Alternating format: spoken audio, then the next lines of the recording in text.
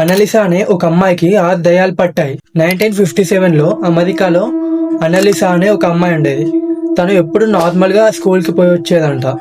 అయితే సడన్గా ఒక రోజు ఏమైందంటే తను ఇంటికి రాగానే అంత వింతగా బిహేవ్ చేస్తుంది. లైక్ ఎలా అంటే మొత్తం తనకి ఏవేవో వింత వింత శబ్దాలు వినబడుతున్నాయంట. తన లోపట్నే తనకి ఏవేవో వింత శబ్దాలు వినబడుతున్నాయి. అయితే వాళ్ళ అమ్మ ఏం చేసిందంటే తాను వింత వింతగా చేస్తున్నాని చర్చికి తీసుకుపోయింది. ఆ చర్చిలో ఫాదర్స్ ఏమన్నారంటే తనకి ఎక్సార్సిజం చేయాలి అని అన్నారు. ఆమెకి ఎక్సార్సిజం చేస్తుండగా మొత్తం భయంకరంగా వదిలింది. అది విని ప్రీస్ట్స్ చాలా భయపడ్డారు. వాళ్ళ అమ్మ అయితే ఏడ్ చేసిందంట మొత్తం. ఇప్పుడు నేను మీకు ఆ రియల్ వాయిసెస్ వినిపిస్తాను. మీ రిస్క్ మీద మీరు వినండి.